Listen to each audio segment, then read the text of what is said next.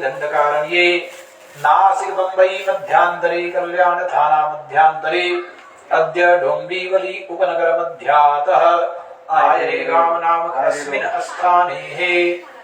Building का नाम क्या है इसका?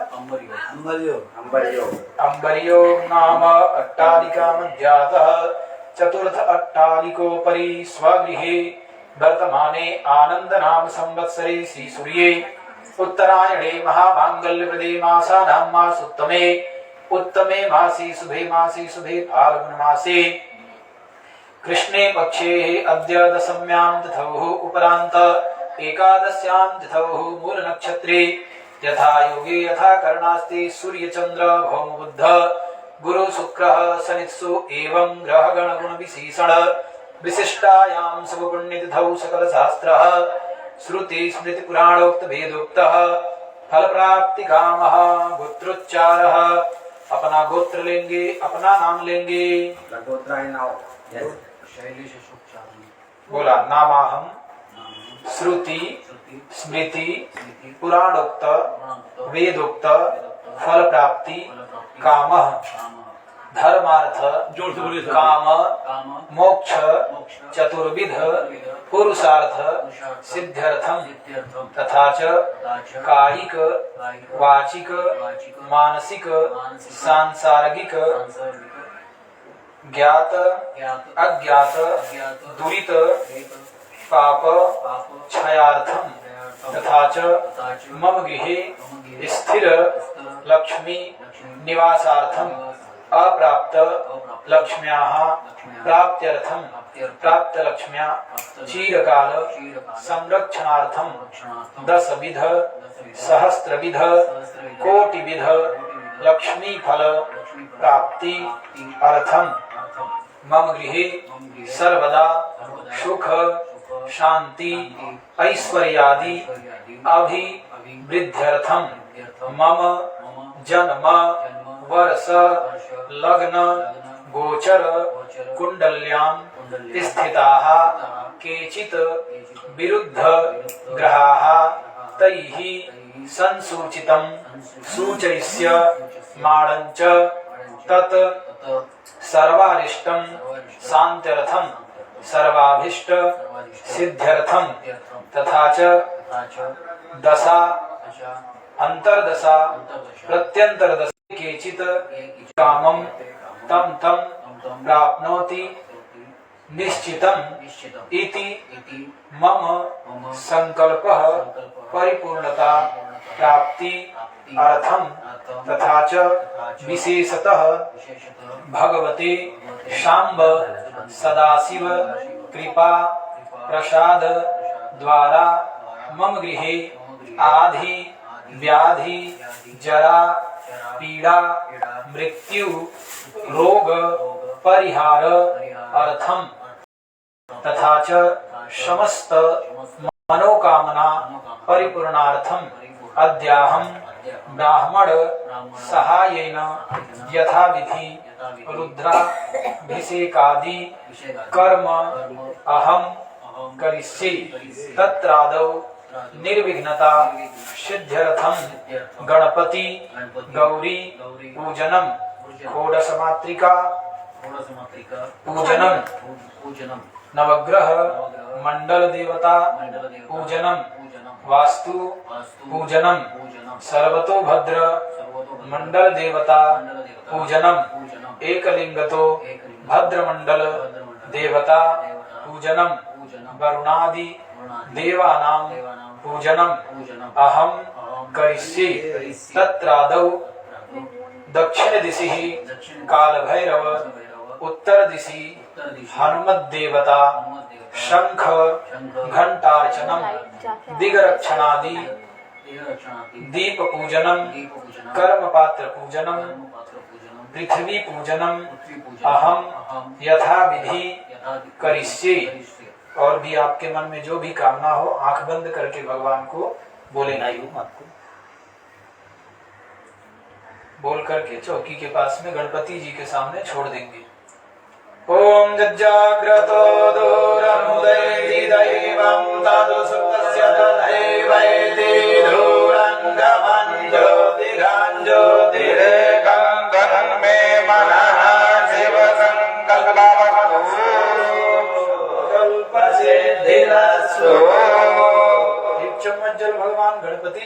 सामने छोड़ देंगे। बोलो गणपति गजानन भगवान की जय। दक्षिणे काल भैरवस्य पूजनम्। हाथ पे फूल और काल भैरव का ध्यान के हाथ जोड़ करके भगवान काल भैरव का ध्यान करो।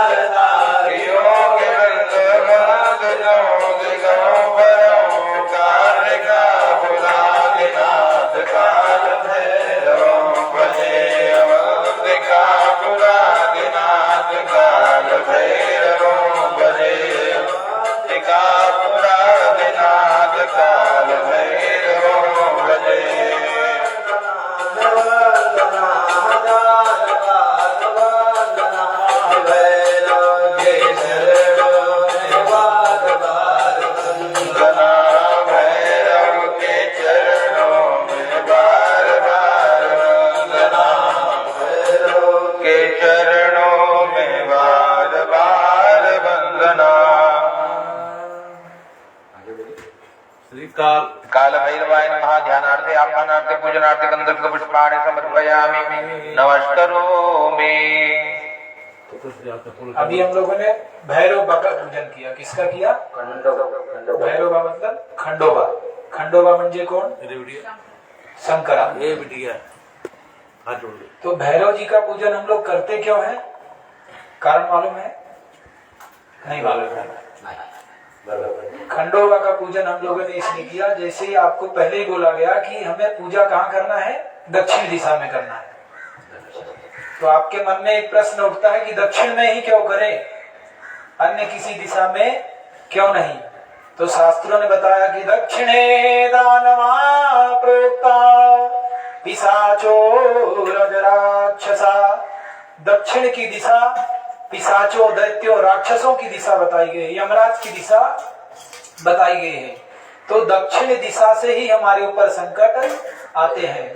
पहला प्रारंभिक जो दैवी संकट होगा वो वहीं से आएगा। इसके बारे में बताते हैं कि और क्यों आएगा, उसका अभी का कारण क्या है कि सुनत ही यज्ञ निशाचर धाम वही करहि उपाय दुख पावहि। ऐसे ही निशाचरों को यह समाचार मिल जाता है कि उस स्थान पर यज्ञ होने जा रही है, पूजा होने जा रही है, तो वे तुरंत ही निशाचर धावहि दौड़ पड़ते हैं और करत उपद्रव, और क्या करते हैं? उपद्रव करना प्रारंभ करते हैं, जिसके वजह से मुनियों को, सज्जन व्यक्तियों को कष्ट की प्राप्ति होती है। और अभी हम लोग यज्ञ ही करने जा रहे हैं। तो ऐसे यज्ञ को निष्फल करने के लिए, क्योंकि जैसे एक घड़ा है तो उसमें या तो गंदा जल रह सकता है या तो स्वच्छ, दोनों जल एक साथ उसमें रह नहीं सकते। उसी तरह से जहाँ पर पाप रहेगा वहाँ पुण्य नहीं रह सकता, और जहाँ पुण्य है वहाँ पाप नहीं रह सकता। अर्थात अगर आप यज्ञ करेंगे तो यहाँ पर क्या क्या बढ़ेगा? पुण्य बढ़ेगा। तो पाप को क्या करना पड़ेगा? भागना पड़ेगा। इसलिए पाप अर्थात निशाचर व्यक्ति या निशाचरी शक्ति सबसे पहले कहाँ पहुँचती है? जहाँ पर यज्ञ प्रारंभ होने वाला होता है। और वो किसी भी रूप में हमारे सामने आ सकते हैं। ऐसा जरूरी नहीं कि उनकी 2 सींगे होनी चाहिए, 4 भुजाएं होनी चाहिए, विकराल मुख दिखना चाहिए, ऐसा जरूरी नहीं है। हमारे आपके ही रूप में मन मस्तिष्क में वे समा जाते हैं और हमारे विचारों को परिवर्तित करना शुरू करते हैं। जैसे ही हमारे मन में आता है कि हमें तो भगवान का पूजा करना है, तो उसी समय क्या होता है कि कोई किसी न किसी व्यक्ति के मन में वो जाकर के निशाचर बैठता है और आकर के आपको प्रभावित करने की कोशिश करता है कि इससे होगा क्या, पूजा से तो कुछ मिलने वाला नहीं है। क्योंकि हम आजकल का जो समय चल रहा है कि एक बगल इन्वेस्ट करते हैं हम लोग तो दूसरी बगल देखते हैं मिला क्या। अगर दुकान पे 1 रुपए की माचिस भी खरीदना है तो 1 रुपए दिया तो हमें इस बात का तो लालच है कि माचिस तो मिलेगी, लेकिन यहाँ पर 5-10 हजार, 15 हजार, 20 हजार खर्च कर रहे हैं तो उसका क्या मिलेगा वो भी तो दिखना चाहिए। इसलिए उस रूप में कोई न कोई आपके सामने बोलता है कि 20 हजार खर्चा कर रहे हैं तो क्या मिलेगा, तो वो वो जो ऐसा आपके सामने विचार रखा जो आपको यह न करने दे, वही क्या है? निशाचर है। और ये कर्म ऐसा है कि आप आज पूजा करेंगे तो तुरंत फल मिल जाएगा, ऐसा नहीं है। ये एक वृक्ष की तरह है कि आज आपने इसको सजाया, बेकार काम किया, कितने दिन से कब फल देगा, लेकिन जब हुआ तो पूरा गांव उसमें से खाता है और फिर भी सड़ता है वहां। तो उस तरह की यह आध्यात्मिक शक्ति आगे बढ़ती है। तो किसी भी रूप में जो आपके पूजन को में आकर के विघ्न को डाले और पूजा न होने देवे, वही क्या है? निशाचर है। और ऐसे ही निशाचरों से रक्षा करने के लिए तुलसीदास जी क्या कहते हैं कि सबसे पहले भगवान भैरवनाथ का सेवा करना चाहिए, खंडोबा का पूजा करना चाहिए। वो कहाँ पे? दक्षिण दिशा में। इसलिए आपने भगवान का दक्षिण में पूजन किया। अब आप लोग हाथ में फूल लेंगे, चावल लेंगे और उत्तर दिशा में हनुमान जी का पूजा करेंगे और हनुमान जी से प्रार्थना करेंगे कि आप उत्तर से हमारी रक्षा करें, इस यज्ञ की रक्षा करें।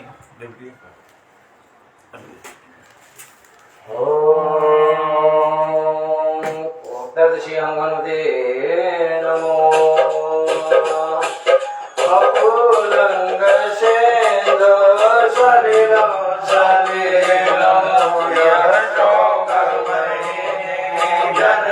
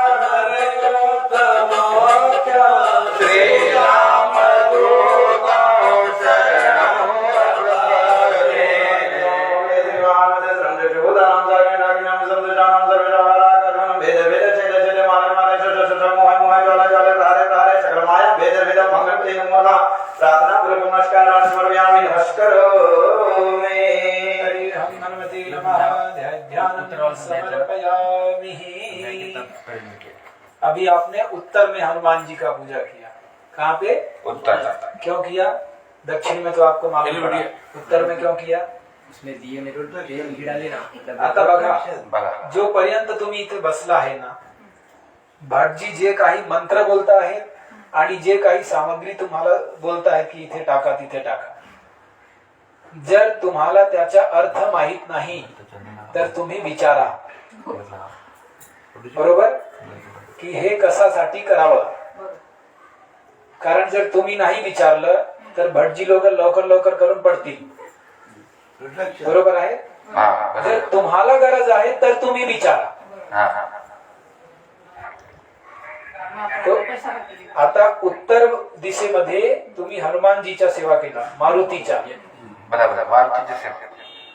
हनुमान जी की सेवा क्यों किया आपने उत्तर में?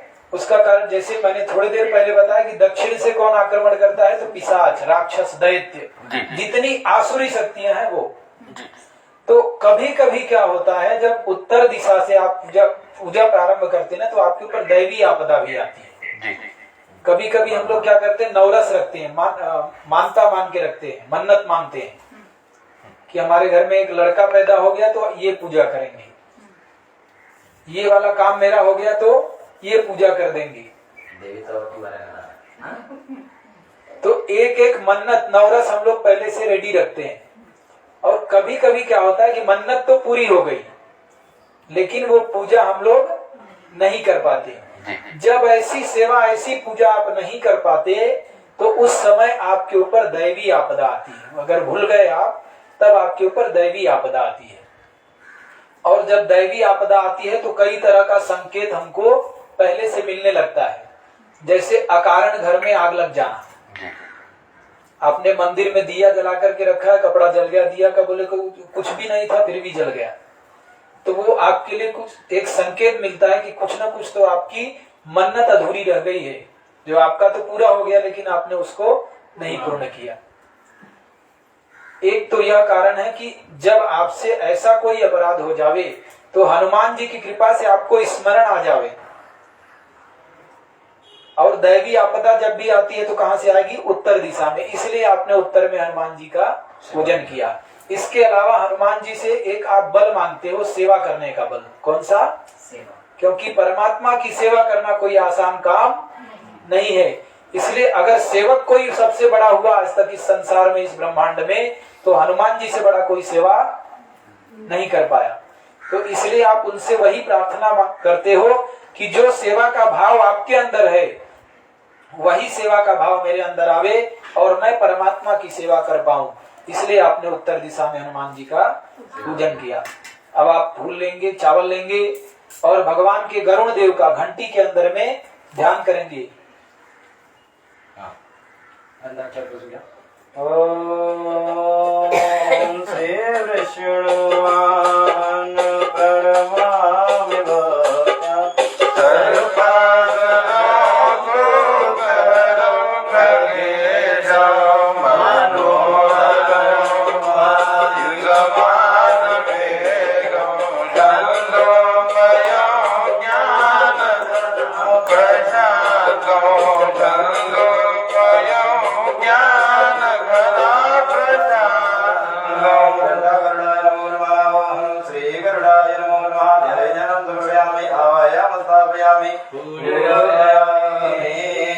घंटी को बजा देंगे. गंगरुड़ाय नमो नमः. फिर से फूल लेंगे, चावल लेंगे, भगवान की पांचजन्य शंख को नमस्कार करेंगे. ओम पांचजन्य विजयमहे भवानाय धीमहि तन्नो शंख प्रचोदयात्. विष्णु गोथा निर्भोरिते यस्य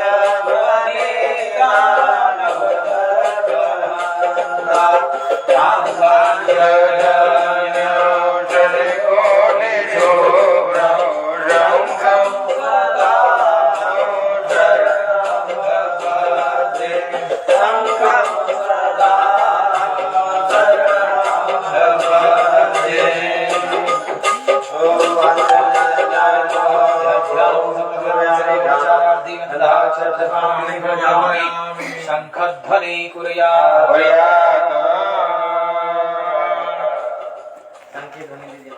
आधे बजाय भाई. नहीं पूरा पूरा पूरा.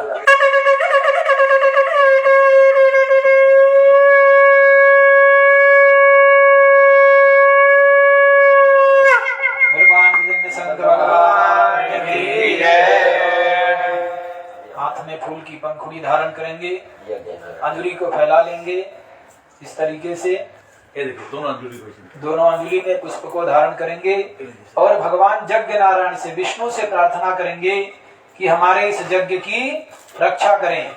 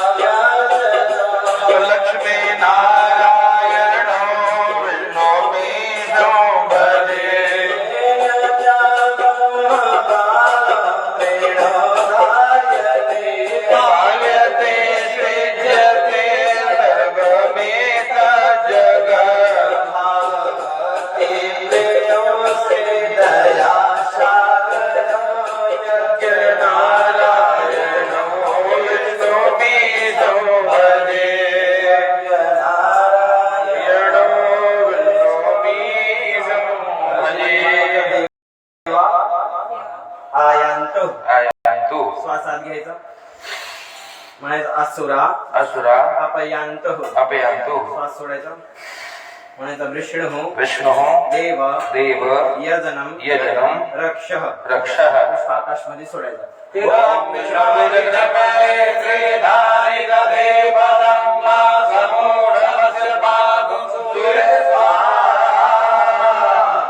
नारायण भगवान की जय। सर्वपात्र पूजनम मां, कलश पर हाथ लगा लेंगे।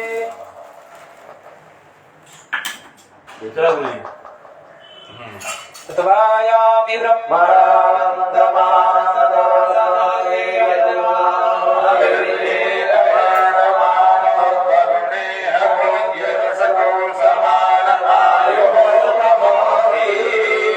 यस्मिन् कलशे वर्णं सांगं सर्वमानं सायुधं सदन्तिकं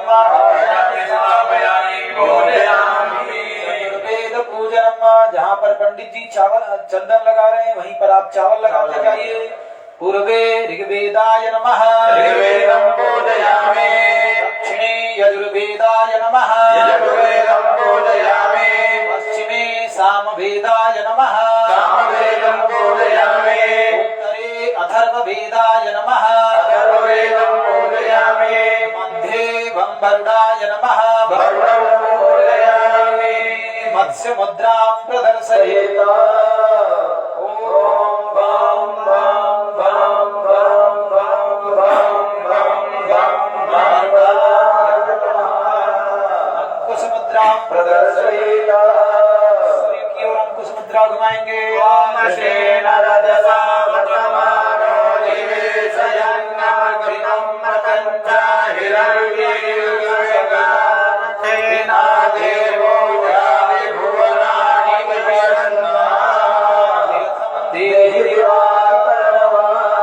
दोनों जल को आपस में मिला लेंगे।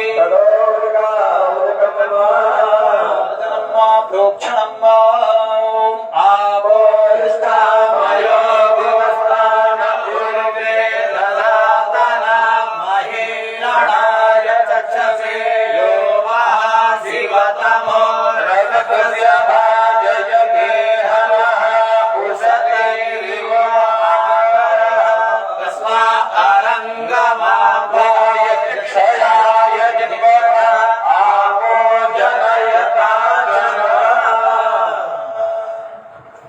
अभी हमारे पास तीर्थों का जल है। किसका जल है? तीर्थ। अभी आपने जिस कर्म का पात्र का पूजन किया उसमें वरुण देव का आवाहन किया। गंगा, जमुना, सरस्वती, नर्मदा, चंद्रभागा सारे तीर्थों का आपने यहीं से बैठे बैठे आवाहन किया। उसके बाद में क्या किया आपने, उसमें मत्स्य मुद्रा बनाया, मछली की मुद्रा। जब जल पहले जब वरुण देव को बुलाया, फिर सभी तीर्थों को बुलाया उसी जल में, फिर मछली को बुलाया। मछली को क्यों बुलाया? मछली किया आपने ऐसा मछली जल की रानी पंडित जी ने कहा। तो होता क्या है कि शास्त्रों में ऐसा बताया गया है कि जिस जल में मत्स्य ना हो, मछली ना हो, वह जल पीने के योग्य ही नहीं होता। वह जल पीने के योग्य नहीं होता। और मछली भी कैसी हो, तो जीवित हो, मृत अवस्था में ना हो, क्योंकि अगर मृत मछली उसमें हो गई तो भी नहीं पीने योग्य होगा।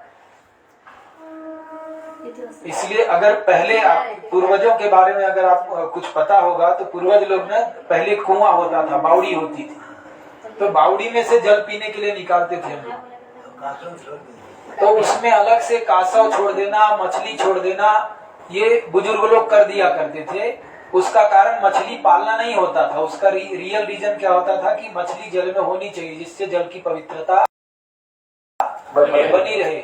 जिस जल में मछली नहीं है, कश्यप नहीं हुआ, जल पीने के योग्य नहीं, क्योंकि इन्हें भी मत्स्य और कश्यप दोनों को ही भगवान का अवतार बताया गया है, नारायण का अवतार बताया गया है, और ये जल को पवित्र करते हैं।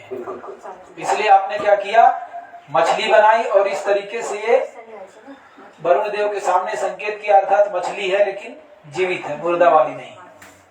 ठीक। उसके बाद आपने क्या किया, अंकुश मुद्रा के द्वारा भगवान सूर्य नारायण से तीर्थ का जल मांगा। किससे मांगा? अब उनके पास कहां से तीर्थ का जल पहुंच गया? कहां से पहुंचा मालूम है? बारिश होती है वही ना, एक वाष्पी भवन आप लोगों ने पढ़ा होगा, ठीक है। वाष्पी भवन क्या चीज है कि पृथ्वी के जल को सूर्य नारायण क्या करते हैं, अपने प्रकाश की किरणों के माध्यम से उसका वाष्प बनाते हैं और अपनी ओर खींच लेते हैं, पाउस पड़ता और फिर जो जल चक्र बनता है उसी के द्वारा क्या होता है, वर्षा होती है। तो भगवान सूर्य देव के कमंडल में हर तीर्थों का जल विद्यमान है, क्योंकि हर तीर्थों के अंदर उनकी किरणें जाती है और वहां से जल को अपनी ओर वो खींचते हैं, आकर्षित करते हैं।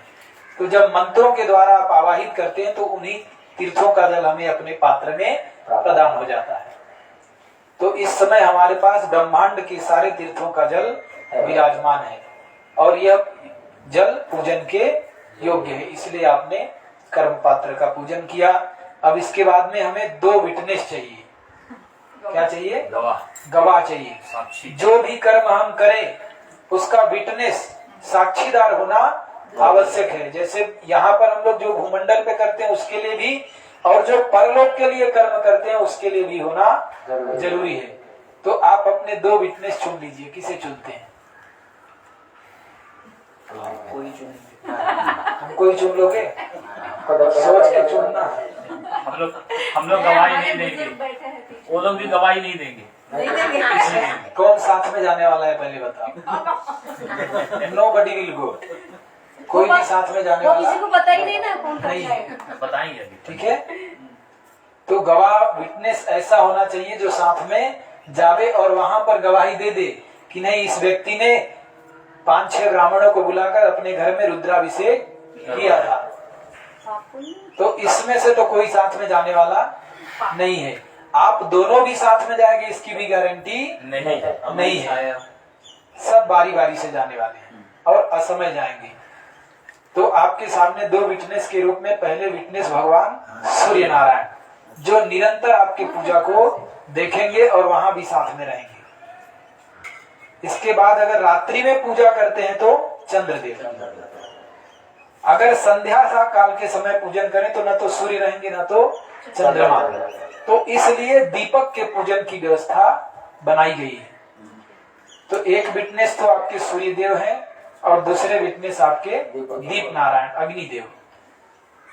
यही सायंकाल के समय जब सूर्य चंद्रमा दोनों नहीं रहते तो 2 दीपक जला करके भगवान की सेवा कर लेनी चाहिए। यही हमारे कर्म के साक्षी होते हैं। तो हाथ जोड़ेंगे, फूल लेंगे, चावल लेंगे और भगवान के सबसे पहले सूर्य को और उसके बाद भगवान के दीपक को नमस्कार कर लेंगे।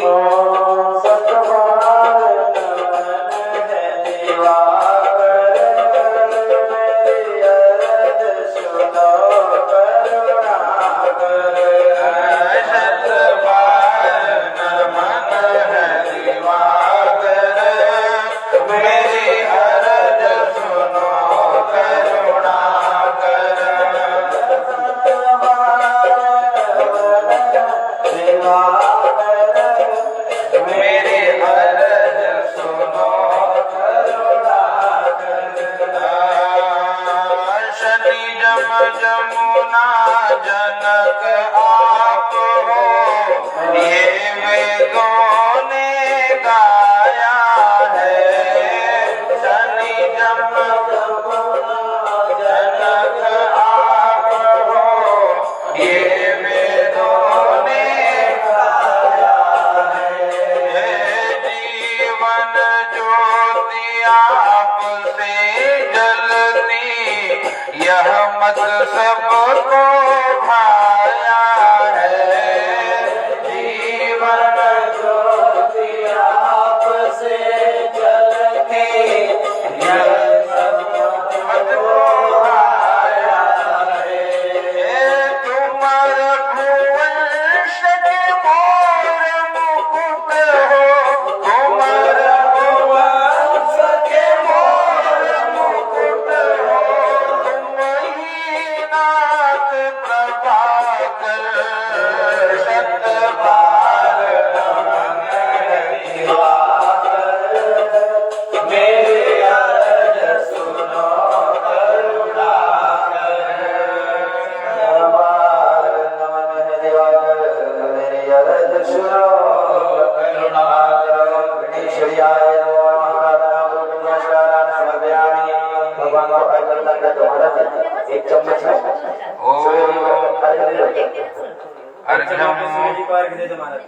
ओम सूर्याय नमः। आदित्यस्य नमस्कारं ये कुर्वन्ति दिने दिने, जन्मान्तरं सहस्रेषु दारिद्र्यो नोपजायते। ये हि सूर्यसहस्रांशो तेजो राशि जगत्पते, अहंभक्त्या गृहाणार्घ्यं दिवाकर। श्री सूर्यनारायणाय नमः। इदं विशेषार्घ्यं दत्तमिदं नमः। दीपनारायण पूजनं भूदेवरूपस्त्वां कर्मसाक्षी विघ्नकृता, यावत् कर्मसमाप्तिः स्यात् तावत् त्वं स्वस्तिरो भव। तावत् त्वं सुस्थिरो भव। नमो नमः। समर्पयामि। पृथ्वी पूजनं जला पूजनं ओ आधारभूता जगत स्वमेका, मयि स्वरूपेण यत् जगादि।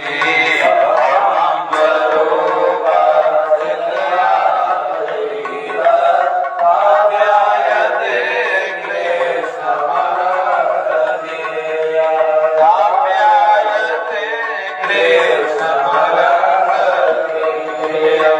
समुद्रवसने देवी